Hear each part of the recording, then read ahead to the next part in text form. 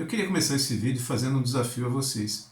Quem já assistiu uma corrida de rua, uma prova como uma maratona, e viu o corredor cruzar a linha final de chegada, com a respiração lenta, devagar, quase como aquela que a gente tem quando vai dormir. Ou ainda, quem já viu alguém ter uma bela refeição, comer um belo prato de almoço, de jantar, e no final está com a respiração ofegante, cansada, quase colocando o coração para fora. Isso não é natural. O natural, o espontâneo, é justamente o contrário. É você ver o corredor cruzar a linha de chegada com a respiração muito intensa, muito ofegante, e após um bom prato de refeição você está com a respiração bem lenta, bem tranquila.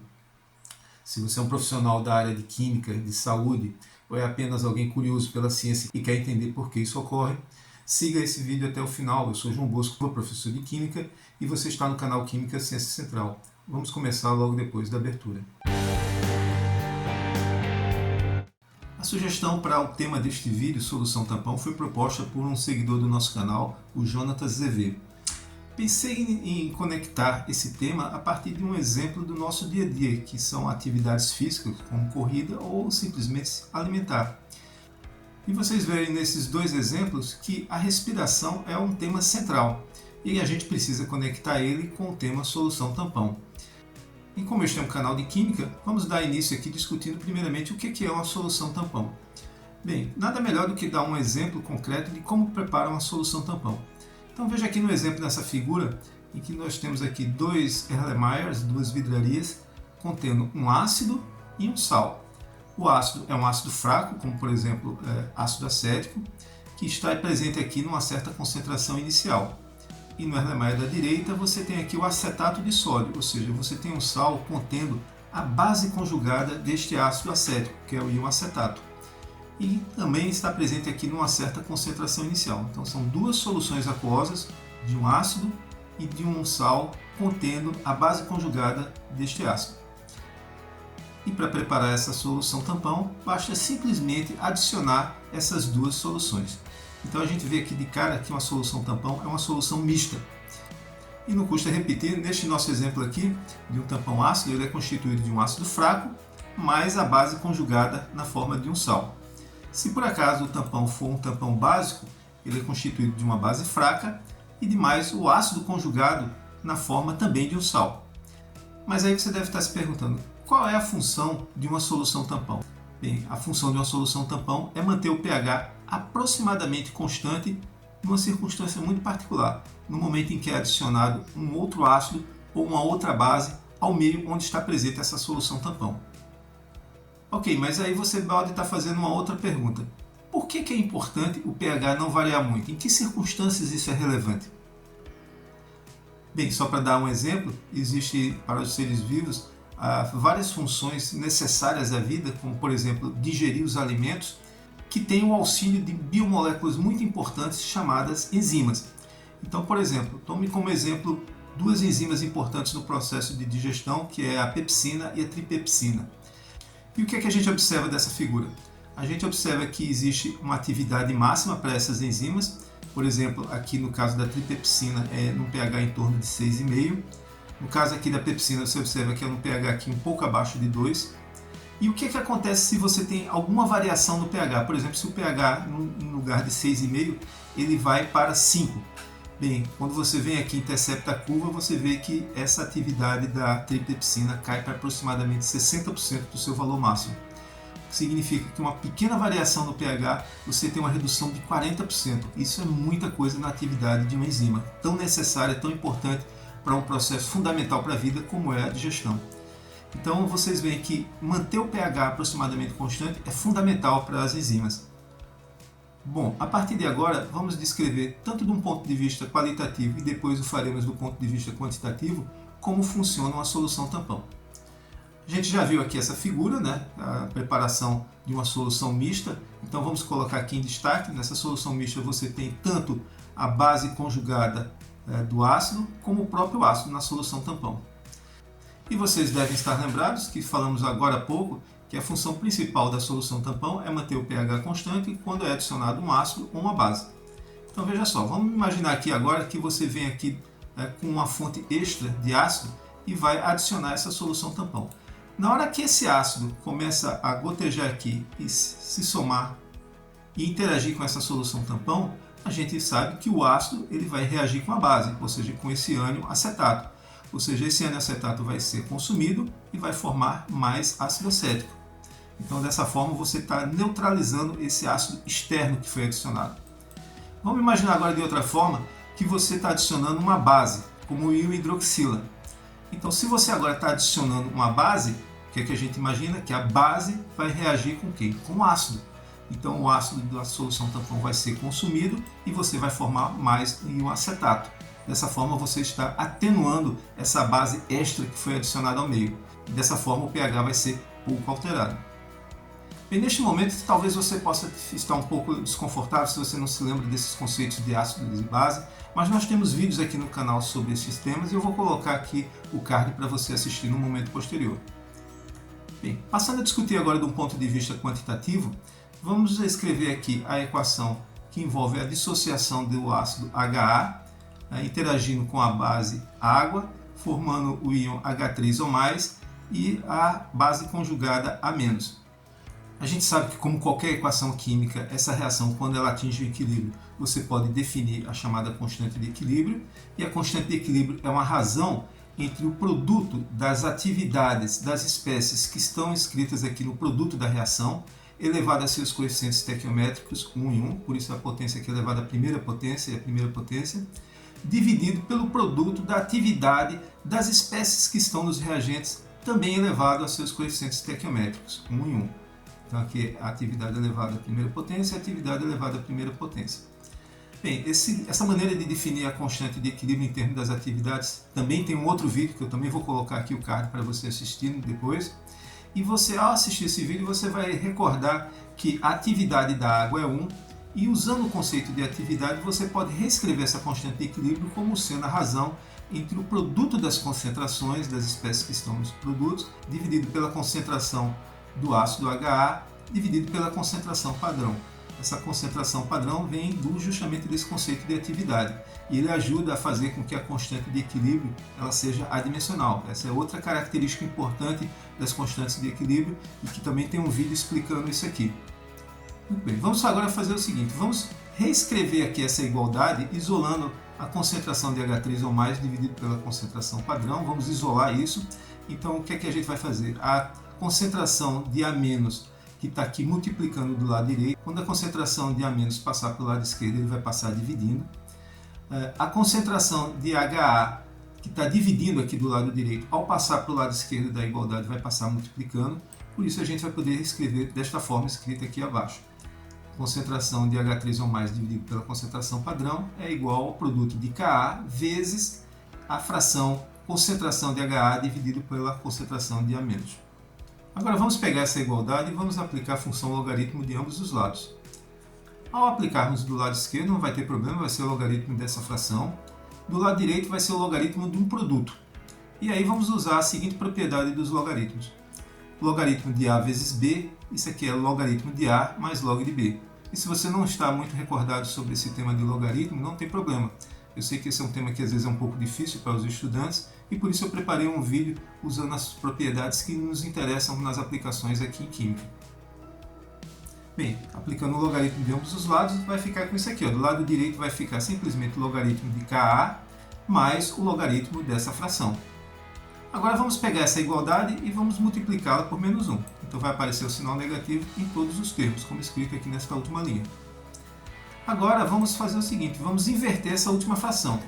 Vamos pegar a concentração de HA dividido por concentração de A- e escrever o inverso disso. O inverso é exatamente isso que está escrito aqui nessa última linha. Por isso aparece aqui, ó, está invertido a concentração de A- que estava no denominador, aparece aqui no numerador. A concentração de HA que estava aqui no numerador aparece no denominador e tudo elevado a menos 1. Agora vamos usar uma outra propriedade do logaritmo, que é o logaritmo de B elevado a A. Esse A passa aqui para frente, olha, passa para frente e multiplica o log de B. Então, se fizermos isso aqui nesse último termo, esse valor menos 1 vai passar aqui para frente e vai multiplicar com esse sinal negativo e por isso vai ficar como escrito aqui na última linha. Ok, agora vamos simplesmente chamar Px como sendo menos o log de x. Sendo assim, esse primeiro termo aqui do lado esquerdo, menos o log da concentração de H3 ou mais dividido pela concentração padrão, isso aqui é o que a gente chama de pH. O primeiro termo do lado direito vai ficar pKa e repetimos o último termo tal como escrito na linha de cima, aqui nessa linha abaixo. Então vamos pegar essa relação e vamos colocar no próximo slide para continuar a nossa discussão. Está aqui ela novamente escrita e está aqui a equação química da qual ela foi originada. Agora vamos lembrar o seguinte, na hora que a gente prepara a solução tampão, já existia uma concentração inicial do ácido e já existia uma concentração inicial do sal, portanto da base conjugada associado a esse ácido. Então vamos colocar aqui e avaliar o que acontece com as quantidades desse ácido e da quantidade de A- ao longo do tempo quando a gente prepara a solução tampão. Então veja só, vamos colocar aqui nessa tabela, na primeira coluna o tempo e nas demais colunas as concentrações do ácido, do íon H3 ou mais e do ânion A- em unidades de mol por litro. Veja que no início você já tinha lá na solução tampão uma certa concentração do ácido, ou seja, existia uma concentração inicial. Existia já também uma certa quantidade, uma certa concentração, portanto, da base conjugada, então ela já estava lá presente numa certa concentração a zero. E no início ainda não havia sido formados os produtos dessa reação, o íon H3 ou mais, portanto sua concentração inicial era zero. Bem, ao longo da reação o que vai acontecendo é que parte desse ácido vai ser consumido e vai ser formado nas mesmas quantidades as concentrações de H3 ou mais e de A-. Por isso você diz que durante a reação vai desaparecer uma quantidade X e irá se formar nessa mesma quantidade X H3 ou mais e A-. Bem, no momento em que finalmente a reação atingiu o equilíbrio, então a concentração do ácido vai ser aquela que existia lá no início, menos esta que desapareceu, X. A concentração de H3 ou mais será este valor X no momento do equilíbrio, e a concentração de A- vai ser aquela que existia lá no início, na hora que você preparou a solução tampão, mais essa quantidade X que foi formada no momento do equilíbrio. Agora aqui é importante a gente fazer uma observação. A primeira é a seguinte, estamos tratando de um ácido fraco. Se o ácido é fraco, o valor da sua constante de equilíbrio é pequeno. E sobre isso nós temos também um vídeo discutindo esse aspecto, para você assistir depois e relembrar. Bem, se o valor da constante de equilíbrio é pequeno, então significa que eu tenho pouco produto formado, eu tenho pouca quantidade de H3 ou mais, ou seja, o valor de X também é pequeno. Se ele é pequeno, quando você compara aqui os valores das concentrações do ácido e de A-, você pode dizer que a concentração do ácido era aquela que existia no início, menos essa quantidade X, ou seja, é isso que escrevemos aqui na última linha, mas se X é pequeno, ele pode ser desprezado e, portanto, a concentração do ácido vai ser aproximadamente a sua concentração inicial presente na solução tampão. Da mesma forma, a concentração de A- é a concentração de A- inicial mais X, é isso que escrevemos aqui, e se X é pequeno, a concentração de A- vai ser igual à concentração de A- inicial quando foi preparada a solução tampão. Bem, se você agora substitui esses resultados nessa primeira equação aqui de cima, então você vai poder reescrever pH é igual a pKa mais o log, e agora aqui no numerador, em lugar de ser a concentração de A-, é a concentração de A- inicial. Aqui no denominador, em lugar da concentração de HA, é a concentração de HA inicial. Bem, pessoal, essa é a famosa equação de Henderson-Haussenbach, e é com ela que a gente vai trabalhar para entender o comportamento da manutenção aproximadamente constante do pH à medida que você vai adicionando um ácido ou uma base. Vamos ver isso no próximo slide. Então vamos reescrever aqui novamente a equação geral e vamos exemplificar novamente para o caso particular do ácido acético. Bem, o ácido acético ele vai reagir com a água, formar H3 ou mais, e o A- é o ânion acetato, CH3COO-. Bem, essa equação aqui ela tem uma constante de equilíbrio, aproximadamente 1,7 vezes 10 a menos 5, e quando você tira menos o log desse número, isso dá 4,76, ou seja, o pKa é 4,76. Vamos agora trazer novamente a equação que obtivemos há pouco e vamos explorá-la em algumas situações limites. Por exemplo, a primeira delas é, se a concentração do ácido for muito maior do que a concentração do íon acetato, por exemplo, for 10 vezes maior, vamos substituir a concentração do ácido acético aqui no denominador por 10 vezes a concentração do íon acetato. Então vamos obter essa relação.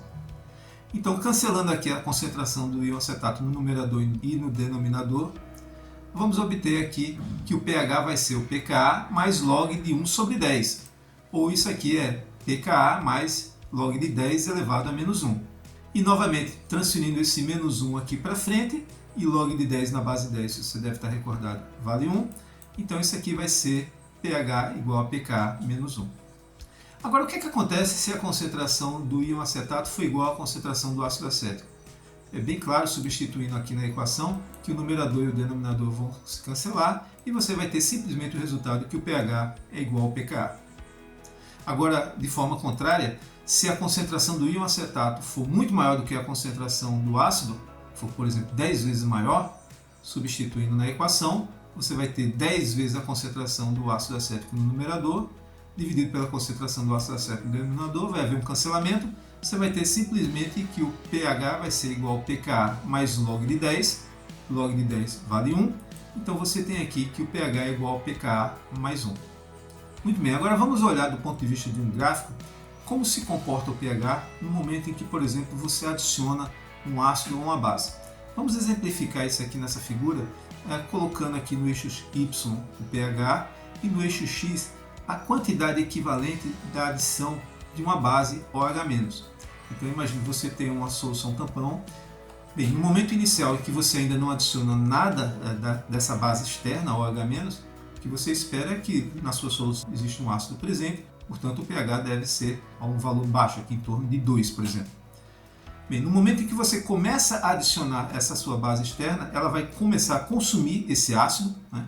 E quando você adicionar 50% em quantidade equivalente ao do ácido da base, metade desse ácido vai ser consumido, e aí você vai estar nessa situação aqui intermediária, aqui do lado esquerdo, ó, em que a concentração do íon acetato é igual à concentração do ácido. Nesse momento, o pH vai ser igual ao pKa. E de fato, quando você vem aqui ó, em 0,5 e intercepta na curva em verde e vê o valor no eixo Y, você descobre que o pH tem um valor um pouco acima de 4,5. Qual é o valor? 4,76, que é exatamente o valor do pKa. Se você continuar adicionando mais OH-, vai consumir o resto do ácido presente na solução. Então, quando todo o ácido for consumido, você vai ter aqui um pH característico dessa base conjugada, um pH acima de 7, como aparece aqui na figura.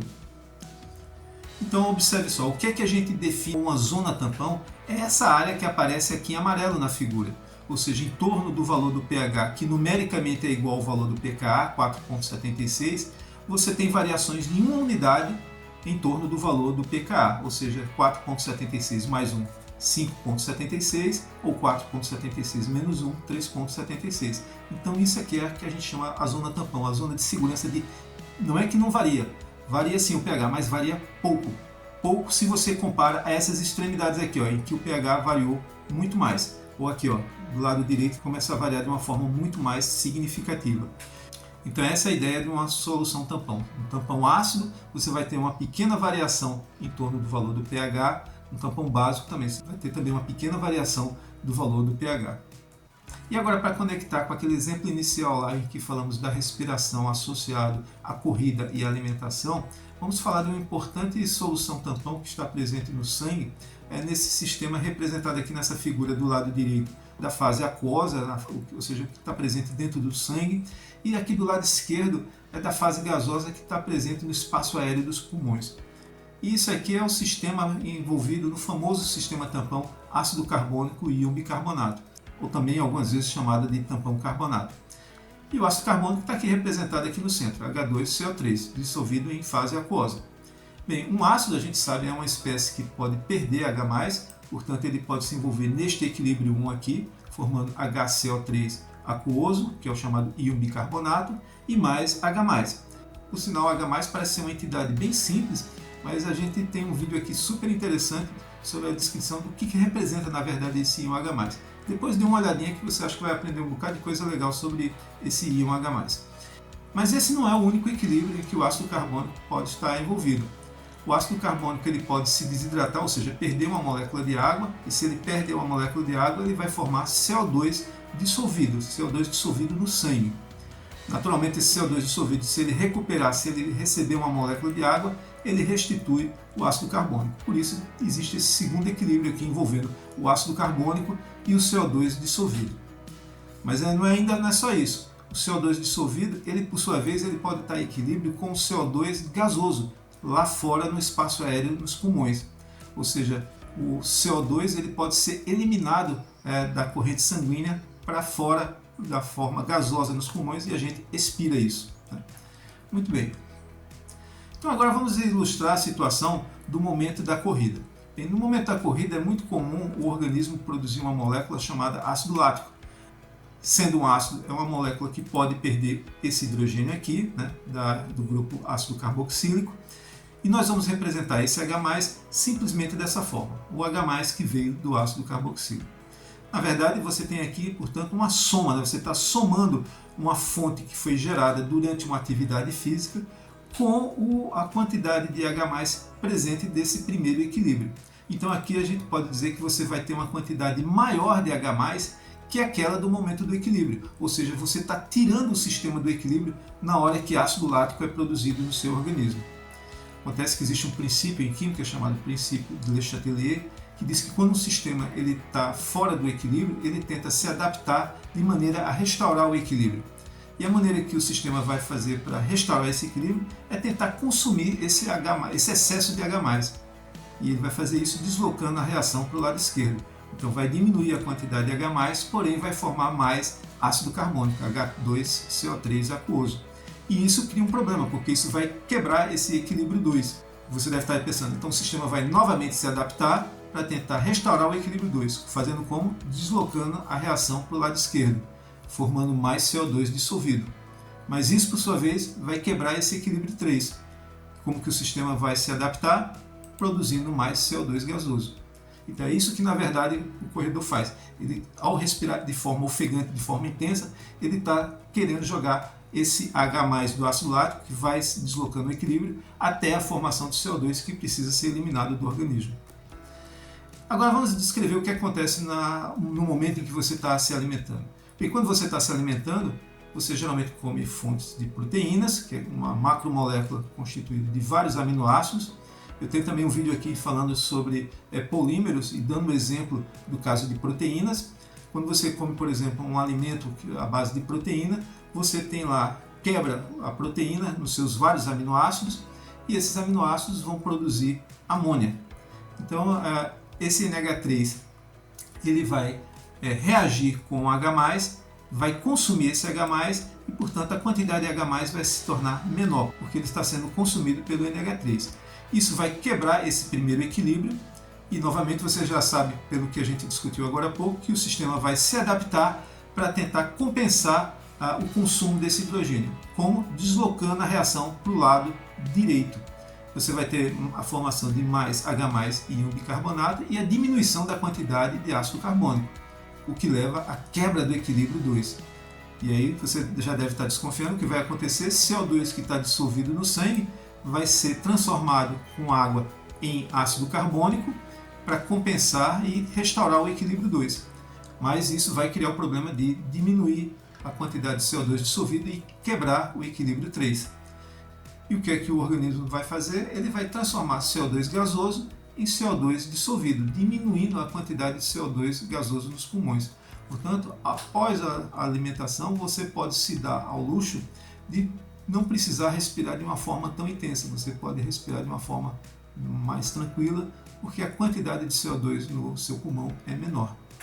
Então você vê, a partir desses dois exemplos bem interessantes do que ocorre durante uma corrida ou durante o momento que você está se alimentando, é na verdade uma sincronia do comportamento do pulmão para tentar se adaptar à presença dessa solução tampão que está atuando sobre as substâncias ácido lático ou NH3 que estão presentes nos momentos da corrida e da alimentação, respectivamente.